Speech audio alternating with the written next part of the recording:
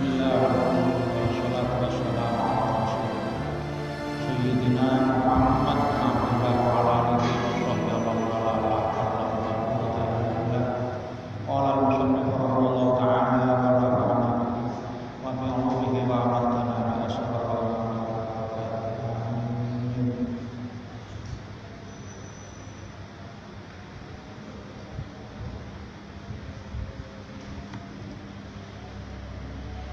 Sekarang mulai mengkaji hikmah yang pertama.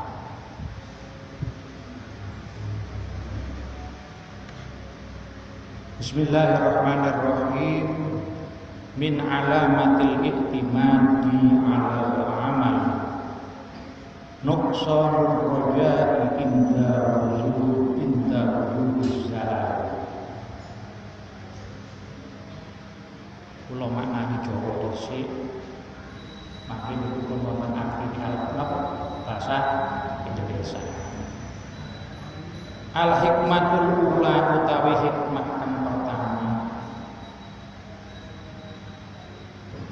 Min alamatil iktimadi iku dawu min alamatil iktimadi.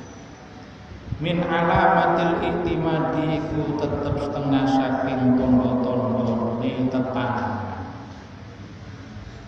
Ngandal alal amali ing ngatasi amal nuqsanur raja'i kurange pengarep-ngarep rahmati Allah inda wujudiz zalali ing dalem wujude kepreset koordinasi. Hikmah yang pertama termasuk daripada tanda-tanda seorang hamba mengandalkan amalnya dalam mencapai ridha Allah atau dalam mencapai masuk surga adalah berkurangnya pengharapan terhadap ampunan dan rahmatnya Allah ketika dia terpreset dalam melakukan maksiat atau dosa. Yang perlu digarisbawahi kata-kata wujudil zalal. Bukan wujudil khata ketika keliru, bukan wujudil dzambi ketika berdosa. Kata-kata zalal di sini menunjukkan bahwa seorang hamba itu sangat hati-hati. Ketika dalam posisi yang sulit, dia harus terpreset melakukan bukan sembrono. Dalam pembukaan sudah saya jelaskan bahwa hikmah itu ihsan. Selama ini kita mengaji syariat karena tegaknya Islam itu berdiri di atas dua kaki, yaitu syariat dan hakikat. Ini kan sudah mulai aneh. Kita biasanya sholat berjamaah pahalanya sekian. Ini sudah pandangannya orang sufi lain. Ini termasuk daripada tanda-tanda seorang hamba mengandalkan amalnya. Itu berkurangnya pengharapan terhadap ampunan Allah dan rahmatnya ketika dia terpleset melakukan kesalahan.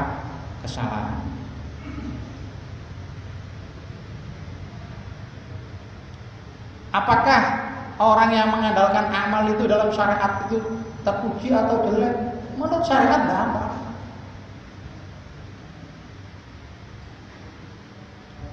Lah terus ini ada dalilnya apa enggak? Sesuai dengan sunnah Nabi apa enggak? Ada. Dalilnya sahih. Diriwayatkan Imam Bukhari, Imam Muslim semua meriwayatkan. Yaitu hadis ya yang sahih yang diriwayatkan oleh Imam Bukhari. Qala Rasulullah sallallahu alaihi wasallam, la yudkhila ahadukum al-jannata amal. Qalu wala anta ya Rasulullah wala ana illa ayyataghammadani Allahu bi rahmatih. Rasulullah pernah bersabda, la yudkhila, dalam ilmu nahwu kata-kata lan yang maknanya tidak, tapi selamanya tidak akan. Seperti walan tardo angkal yahudu wal nasara, itu pakai lan. Itu memang sampai hari kiamat mereka enggak ridho kalau kita tidak ikut agamanya. Tapi kalau pakai lam lain, bisa nantinya bisa berubah pikiran. Tapi kalau sudah lan enggak bisa. Itu bahasa Arab. Jadi tidak akan pernah bisa memasukkan surga terhadap satu di antara kamu, satu pun di antara kamu, amal kamu itu tidak bisa. Sahabat menjawab, wala anta ya Rasulullah. Meskipun engkau ya Rasulullah, wala ana illa an ayyata wa madani Allah bi rahmati. Juga tidak aku kecuali Allah mencurahkan, menganugerahkan rahmatnya kepada aku. Inilah yang menjadi istinbat, pengambilan dalil bagi ahli sunnah wal jamaah.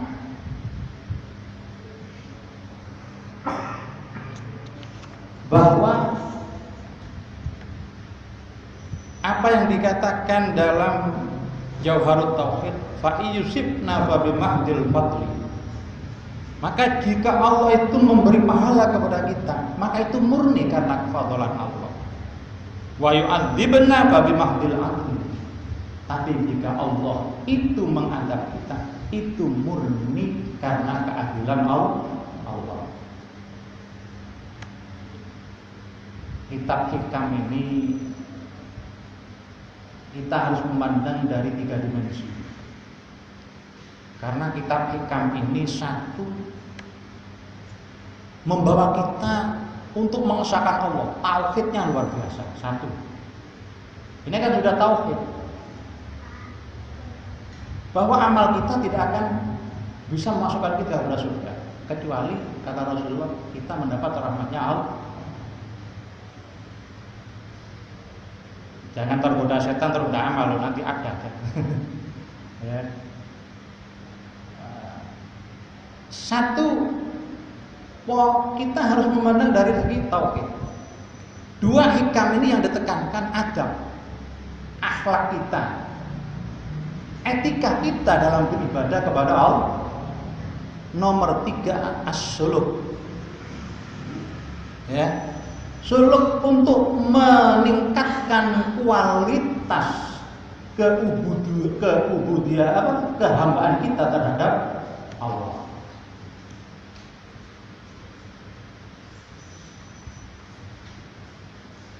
Ya nopo secara kasat mata didelok koyok zahire tok niki koyok kok aneh. Mulai aneh. Setunggal tauhid ini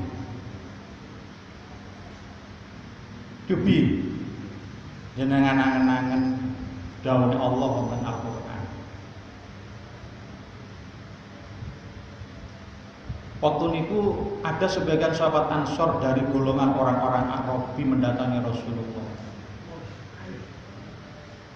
Dia mengatakan,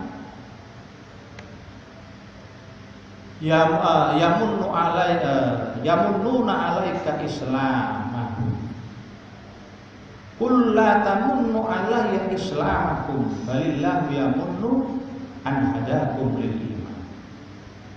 Orang-orang sebagian sahabat Ansor dari golongan Arabi pedalaman mengatakan, Rasulullah itu diunda-tunda. Enak sampean masuk Medina, kami masuk Islam sudah, sehingga Anda tidak diserang, tidak diganggu. Anda di Mekah, Anda diganggu karena mereka tidak mau masuk Islam. Dijawab oleh Allah, "Qul la tamunnu alayya islamakum." Jangan kau mengungkit-ungkit aku bahwa engkau berbuat baik kepadaku karena kamu masuk Islam. Balillahu yamunnu alaikum Islam, balillahu yamunnu alaikum an hadakum lil iman. Allah lah yang berhak mengundat-undat kamu, bahwa Allah lah yang memberi iman di hati kamu agar kamu mendapat hidayah untuk masuk Islam. Kalau kita sudah tahu bahwa iman itu datang dari Allah, pemberiannya yang luar biasa, terus apa kira-kira yang bisa kita berikan kepada Allah untuk mengimbangi nikmat iman ini? Apa kira-kira?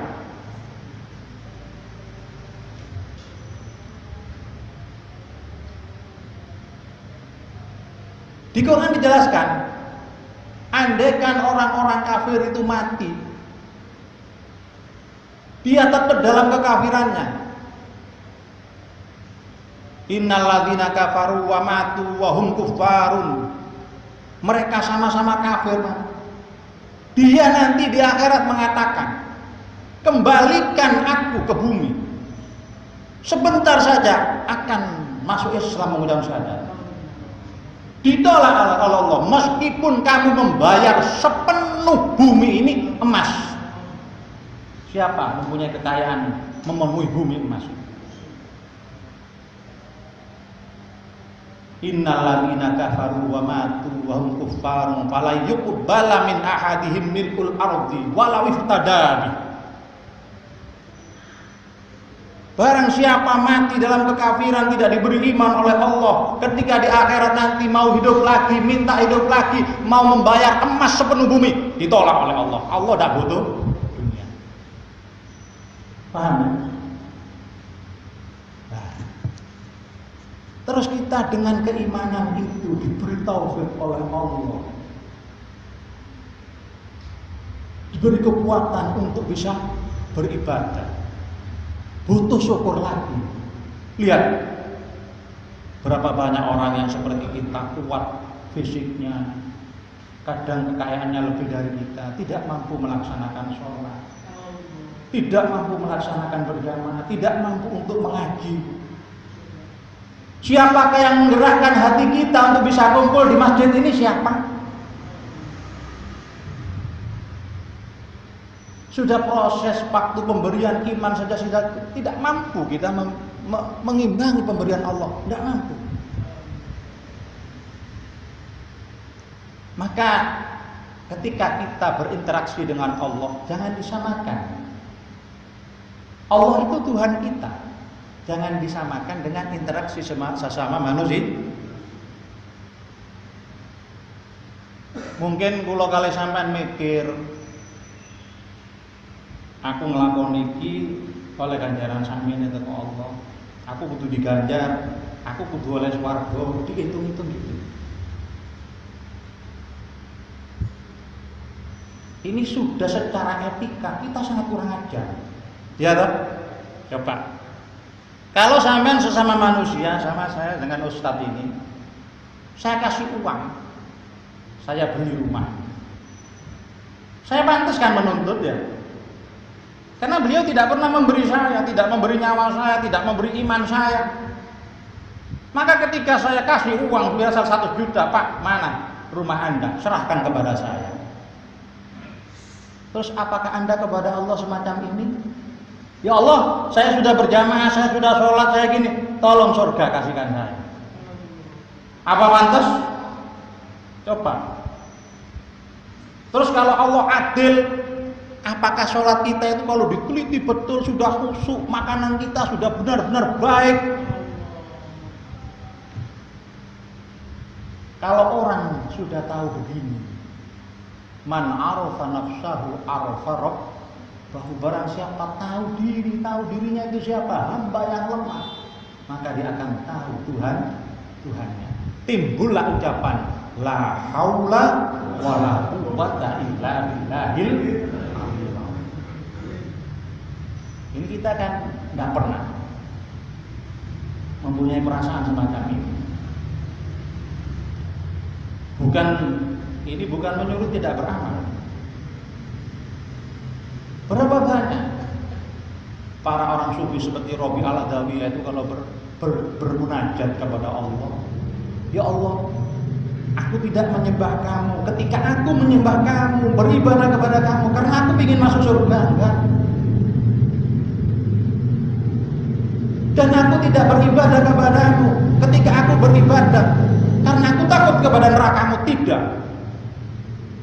Ini semua timbul karena aku tahu Engkau adalah Tuhan. Tidak ada yang aku kasihi lebih, aku cintai lebih daripada Engkau. Tapi di sisi lain beliau juga ingin masuk surga, takut masuk neraka. Loh, kenapa tadi katanya beribadah bukan takut kepada neraka, tidak ingin masuk surga? Itu bukti dia tidak mengandalkan amalnya untuk meraih surga, tapi meminta kepada Allah rahmat dan ampunannya agar dia dimasukkan surga. Paham ya?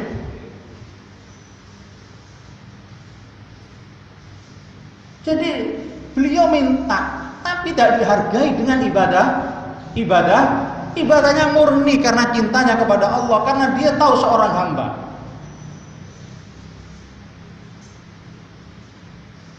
Kalau kita mengandalkan amal terus terang, itu akan memunculkan penyakit hati yang sangat banyak. Termasuk kita akan meremehkan satu dosa.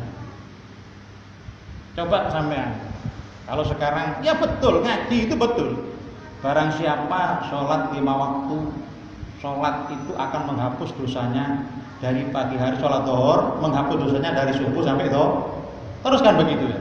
Antara Jumat dengan Jumat, puasa itu menghapus semua dosa.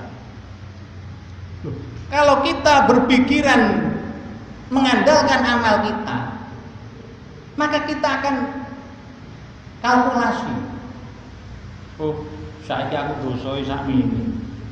Berarti aku si akeh sakmene. Betul enggak? Padahal apa yang dikatakan para ulama, hati-hati dalam bermaksiat kepada Allah. Kadang sekecil maksiat pun itu membuat murkanya Allah. Berhati-hatilah dengan amal kecil, sekecil apapun amal itu kadang membuat Allah ridho. Jadi intinya Allah itu memberi pahala kita murni karena kefadlan Allah. Terus kan di Quran ada Allah sendiri berfirman di dalam Al-Quran, fadkhulul jannata bima kuntum masuklah kamu ke surga dengan apa yang telah engkau perbuat di dunia. Nah ini ya, apakah bertentangan? Tidak. Kita harus melihat ini adalah firman Allah. Kalau Allah yang berfirman terserah. Saya contohkan, saya misalnya dipinjami bahwa Ustadz ini rumah, pinjami rumah setiap hari, rumah dulu tempatin tanpa bayar, kasih makan setiap hari sama Ustadz. Terus Ustadz mengatakan, Pak Saidin tolong rumah sampean itu sampean saput biar bagus. Beliau pantas rumahnya sendiri, saking beliau itu bagusnya hatinya, lomanya mengatakan rumahnya sampean tolong disaput. Ini karena yang meminjami rumah. Tapi kalau saya mengatakan ini rumah saya, sombong apa enggak saya? Sombong apa enggak? Ini rahasia makna Al-Quran sampai begitu. Allah itu saking murahnya, saking fadlnya, rahmatnya begitu besar. Fadkhulul jannata bima kuntum ta'malun. Padahal hakikatnya itu rahmatnya Allah. Padahal itu hakikatnya kefadlan Allah. Di sini kita akan tahu kehambaan kita. Maka ibadah kita itu terus terang, la haula wala quwwata illa billah. Ini peningkatan kualitas kita, adab kita. Jangan kita berinteraksi dengan Allah disamakan interaksi dengan hamba. Sama-sama manusia. Nggak bisa ya. Bagaimana kalau kita melihat kehidupan Rasulullah? Kalau orang sudah mengharapkan surga, kalau surga tidak ada, Apa kita mau menyembah Allah? Coba sampean sama Ustadz ini setiap hari, kamu jangan kerja sudah. Makan tak jamin, anak kamu sekolah tak jamin, jajan tak jamin, rumah tak jamin. Apakah sampean kalau disuruh Ustadz ini minta gaji? Apakah sampean kalau disuruh Ustadz mau minta gaji? Malu apa Anda? Anda sakit, Anda bagaimanapun kalau disuruh Ustadz, waduh, saya tidak bisa meskipun sakit. Beliau sangat baik sama saya. Adakah seseorang di dunia ini yang lebih karom, lebih loman, lebih kasih sayang daripada Allah? Ada? Tidak ada. Kenapa kalau kita dipanggil oleh Allah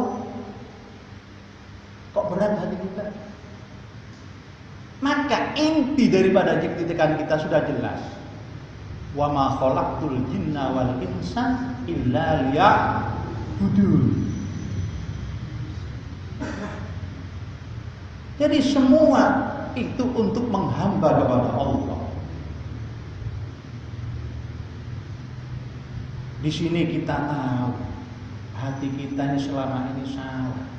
Kalau orang sudah mengandalkan amal, ingin masuk surga, hanya ingin masuk surga, kalau sudah dapat kabar masuk surga, maka dia tidak akan pernah beribadah. Betul apa enggak? Saya dapat kabar masuk surga, tapi Rasulullah lihat sampai nun sewu, kakinya itu sampai bengkak. Sampai istri beliau mengatakan, kenapa engkau ya Rasulullah melakukan yang semacam ini? Sedangkan dosa-dosa Anda sudah dihapus, surga sudah ada di depanmu. Beliau mengatakan, awala akunu abdan syakur. Tidakkah aku menjadi hamba yang syukur? Anda pun begini, nang masjid melakukan sholat ibadah, kenapa? Tidak aku bersyukur untuk memenuhi perintah Allah. Aku telah diberi iman, aku telah diberi kesehatan, aku telah diberi. Wa in ta'uddu nikmatallahi la tuhsuha. Ini memang sulit kita menghadirkan yang semacam ini. Jangan Anda, saya sendiri sulit. Saya juga belajar. Sulit sekali. Inilah orang-orang sufi itu yang ditiru Rasulullah dan sahabat-sahabatnya. Lihat Sayyidina Umar. Sayyidina Umar itu pernah berkata,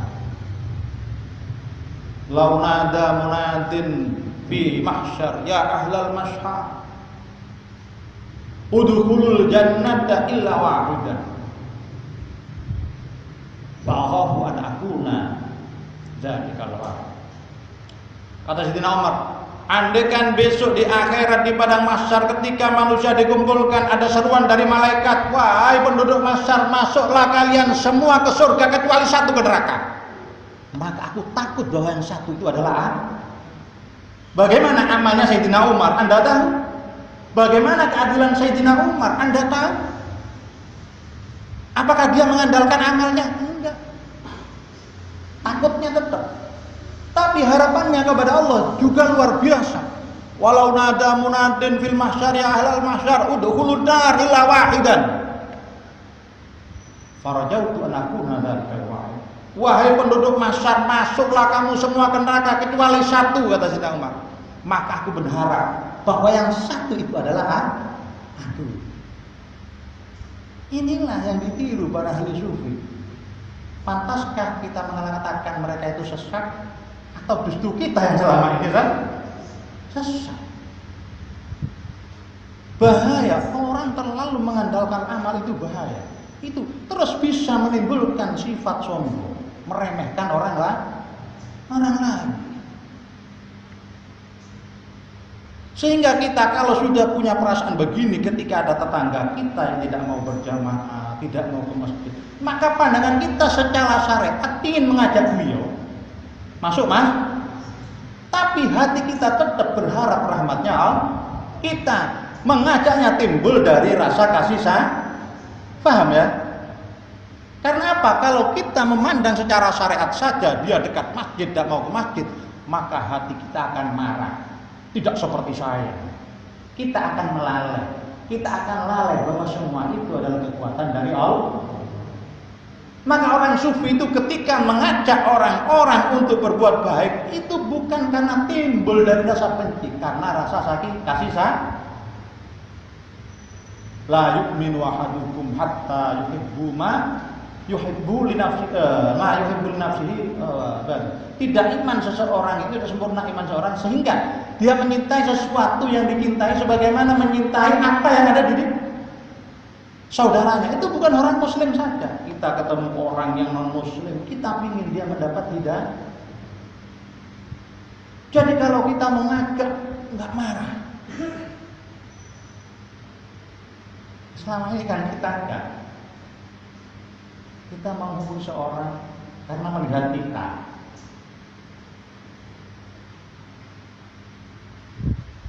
Banyak orang-orang yang sudah tahu. Lihat orang-orang barat yang meneliti ruang angkasa itu sudah tahu kebenaran Al-Quran, tapi kok tidak iman?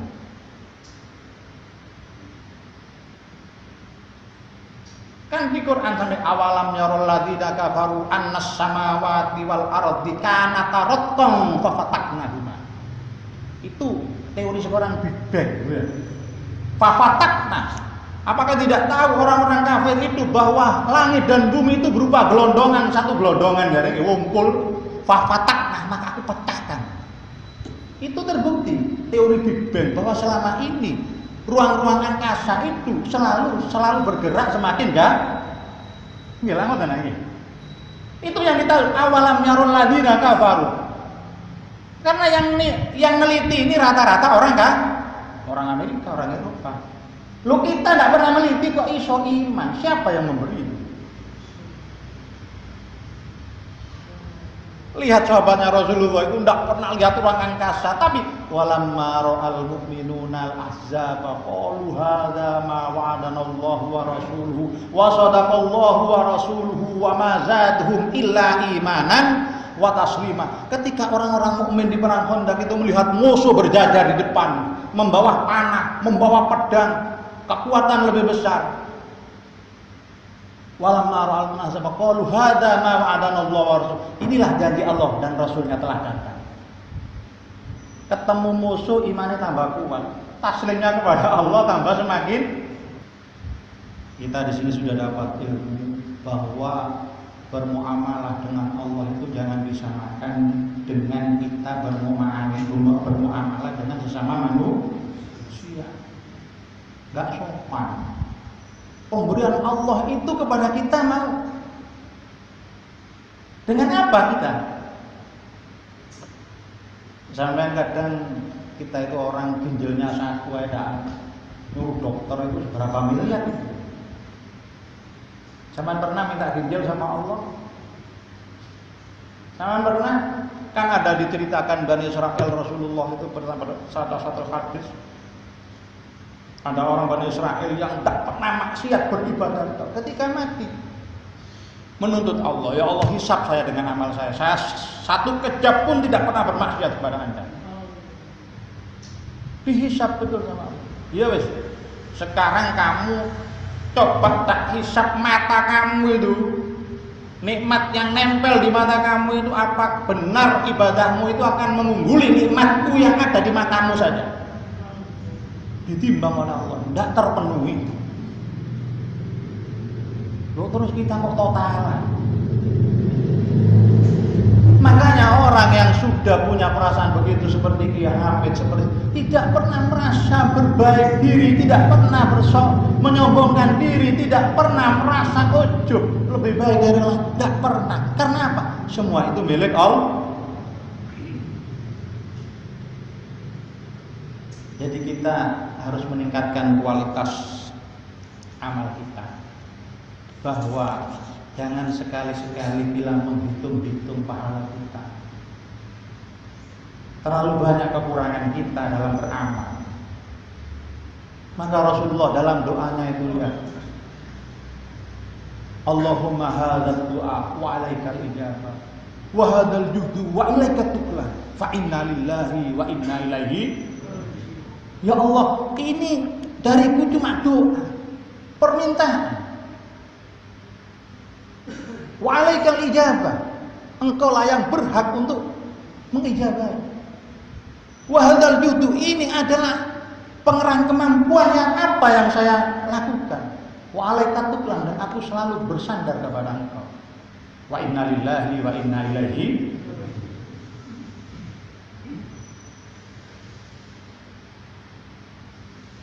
Maka orang yang benar-benar beriman, lihat itu di surat-surat Al-Anfal, innamal mu'minuna alladzina idza tuliyat alaihim ayatu zadatuhum innamal mu'minuna alladzina idza dzukirallahu wajilat qulubuhum wa idza tuliyat alaihim ayatu zadatuhum wa ala rabbihim dia selalu tawakal, bersandar diri kepada Allah, bukan bersandar kepada amalnya, bukan bersandar kepada hartanya, bukan bersandar kepada nasabnya, tapi yang disandari adalah Allah.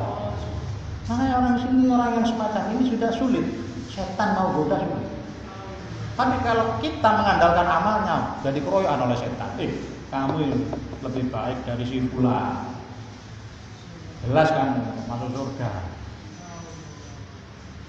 Ayo, terus timbul rasa sombong, kita merasa lebih baik. Rasulullah bersabda, la yadkhulul jannata man fil qalbihi mithqalu dzarratun min kibrin. Tidak akan pernah masuk surga seorang hamba yang dalam hatinya ada sebobot atom daripada sifat sombong.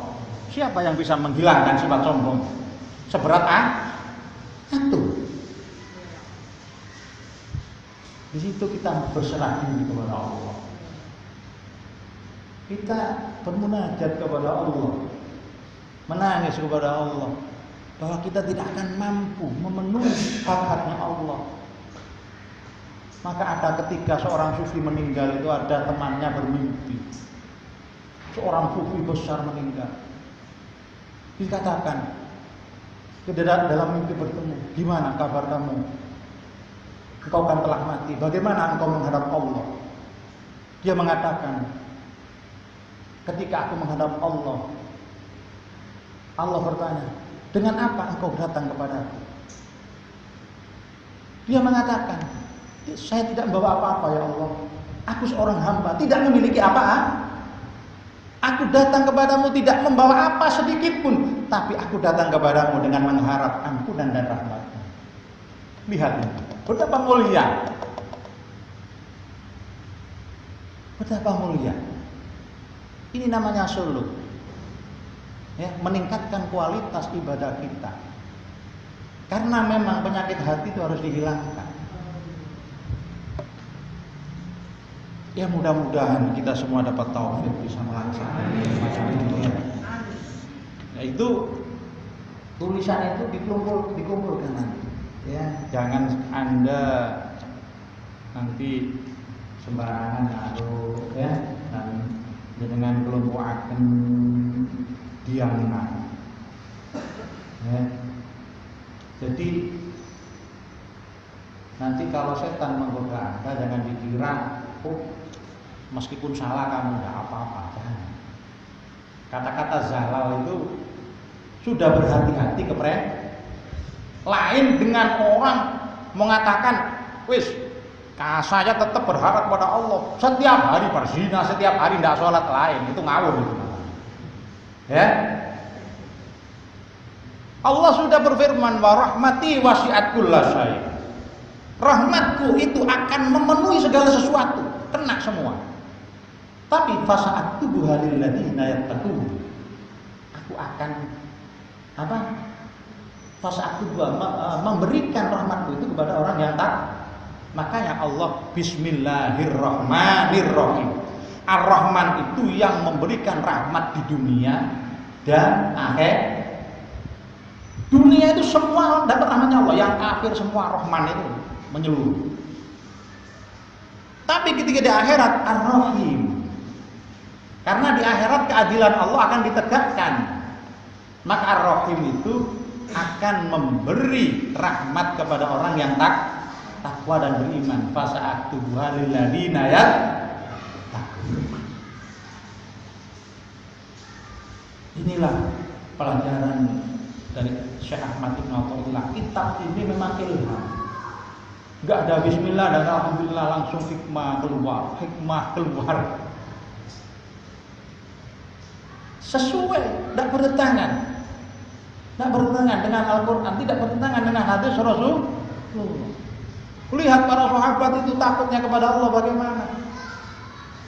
Sayyidina Utsman, Sayyidina Ali, padahal beliau itu orang-orang yang hadir perang Badar, orang-orang yang hadir perjanjian Hudaybiyah. Rasulullah bersabda, la yadkhulan nar ahadun. Tidak akan pernah masuk surga satupun syahida Badrun wa Hudaybiyah, yang mengikuti aku dalam perang Badar dan Hudaybiyah. Kok Sayyidina Umar tetap takut kayak gitu kepada Allah? Takutnya bukan karena Allah punya neraka. Memang Allah itu adalah zat yang harus kita takuti karena kekuasaan Allah dan rahmatnya Allah harus kita harapkan karena Allah itu maha mulia, maha pemberi rahmat. Kalau kita meminta surga kepada Allah karena Allah itu maha mulia, maha kaya, tidak butuh apapun yang mau dikasihkan dikasih. Kalau sama minta sama saya, Ustaz tolong saya beli rumah, saya mikir kan, ya. Kalau sama Allah apa yang Anda mau minta? Kalau Allah berkehendak, ambil. Kita minta. Inilah. Jadi di sini timbul rasa khauf dan roja, takut kepada Allah dan selalu mengharap rahmatnya Allah. Jadi dalam beribadah itu kita membawa dua sayap rojak, pengharapan terhadap rahmatnya Allah, yang kiri sayap takut kepada Allah. Kalau orang mengharapkan rahmatnya Allah tentunya berbuat baik. Kalau takut kepada siksanya Allah berarti harus berbuat baik. Dalam kita melaksanakan amal itu jangan sekali-sekali memandang amal kita, tapi kita terbang menuju mendekatkan kepada rahmatnya Allah dengan dua takut, karena Allah itu maha adil, maha mengadab, maha mutlak. Tapi kita tahu bahwa Allah itu maha murah, luar biasa, maka kita selalu mengharapkan rahmatnya Allah. Syekh Abdul Qadir Al-Jilani niku nanti uzlah selawi tahun. Beliau itu tidak pakai sandal, tidur sembarangan, tidak pernah batal wudu. Sampai dia pernah mendapat cobaan. Beliau bermimpi sampai keluar mani itu setiap hari 24 kali. Itu langsung mandi terus. Dalam musim dingin yang luar biasa, saking pingin selalu suci untuk hadir di hadapan Allah. Lalu itu ketika mau meninggal beliau bagaimana Abdul Qadir Jailani? Bilang sama anak-anaknya, tolong taruh aku di tanah. Aku ingin menghadap Allah dalam keadaan orang yang fakir, sangat butuh kepada rahmatnya Allah. Tempelkan pipiku ke tanah. Aku ingin Allah memandang aku dengan penuh rahmat. Inilah hamba sahaya yang tidak ada harganya di depan Allah. Ini Syekh Abdul Qadir. Kita sudah tidak bisa nasabnya Syekh Hasan, amalnya kayak gitu, zuhudnya kayak gitu, ilmunya kayak gitu. Ya. Kalau orang mengandalkan amalnya nabi itu lebih utama. Tapi Nabi Ibrahim gimana? Doa. Alladzi khalaqani wa yahdi. Allah yang menjadikan aku dan memberi hidayah. Walladzi yumituni tsumma yuhyin. Dan Allah yang mematikan aku dan menghidupkan aku. Walladzi yut'imuni wa yasqin. Dan dia yang memberi aku makan, memberi aku minum. Wa idza maridtu fa huwa yashfin. Ketika menyebut masalah sakit dikembalikan pada sendirinya. Itu namanya adab. Karena apa? Biasanya orang sakit itu timbul dari makanan kita yang kurang sehat. Wa huwa yashfin. Allah yang menyembuh. Alladzi atmau ayyaghfira li khati'ati. Alladzi atmau ayyaghfira li khati'ati. Dan Allah yang aku harapkan bisa mengampuni dosa saya. Di akhir doanya, Rabbi habli hukma wa ahlifni bis-shalihin. Ya Allah, berikanlah aku kesempurnaan dan kumpulkan aku dengan orang-orang yang saleh. Ini yang sudah predikannya Khalilur Rahman. Nabi Yusuf juga begitu. Rabbi qad allamtani, Rabbi qad ataitani, Rabbi qad ataitani minal mulki wa allamtani min ta'wilil ahadits fa'tiras samawati wal ardh anta wali fid dunya wal akhirah tawaffani muslimah wal hikmi bis sholihin. Ya Allah, Engkau telah memberi aku kekuasaan di dunia sehingga aku menjadi raja. Engkau beri ilmu aku untuk mentakwil mimpi. Engkau adalah pencipta langit dan bumi. Engkau adalah kekasihku. Engkau adalah penolongku fidyah di dunia dan di akhirat. Tawaffani musliman. Matikan aku dalam keadaan Islam. Alhiqni bis-sholihin, dan kumpulkan aku dengan orang yang saleh. Dia tidak pernah menyebut amal. Inilah Al-Qur'an. Mudah-mudahan kita meskipun tidak seperti mereka, kita menjadi pecinta-pecinta daripada mereka. Ya, wasiqal ladzina taqaw rabbahum ilal jannati zumara. Nanti orang-orang takwa itu digiring ke neraka sesuai rombongan-rombongan. Mudah-mudahan kita dalam rombongan mereka. Ya, amin. Ini yang dapat kami sampaikan. Mudah-mudahan yang singkat ini sebenarnya kami itu sangat dalam pembahasannya, tapi ini mudah-mudahan sudah menjadi pegangan bagi kita bahwa kita berinteraksi dengan Allah, jangan sekali-sekali menyamakan diri kita berinteraksi dengan sesama manusia, saling menuntut, jangan jauh, kita tidak akan mampu memenuhi. Mudah-mudahan kita dicatat sebagai hamba yang soleh, dan akhirnya kita semua dapat meninggal dalam keadaan husnul khotimah. Bismillahirrahmanirrahim. Rabbi fa'fa'na bi barakatihim wahdinal husna bi hurmatihim wa aminna bi tariqatihim wa mu'afatihim minal fitani. Rabbi fa'fa'na bi barakatihim wahdinal husna bi hurmatihim wa aminna bi tariqatihim wa mu'afatihim minal Rabbi fa'fa'na bi barakatihim wahdinal husna bi hurmatihim wa amitna bi tariqatihim wa mu'afatihim minal kirakan. Bismillahirrahmanirrahim. Allahumma inni astaudi'uka ma 'allamtanihi wardudhu ilayya inda hajati ilaihi wa la tumsinihi ya rabbal alamin. Allahumma inni astaudi'uka ma 'allamtanihi wardudhu ilayya inda hajati ilaihi wa la tumsinihi ya rabbal alamin. Allahumma inni astaudi'uka ma 'allamtanihi wardudhu ilayya inda hajati ilaihi wa la tumsinihi ya rabbal alamin. Al-Fatihah.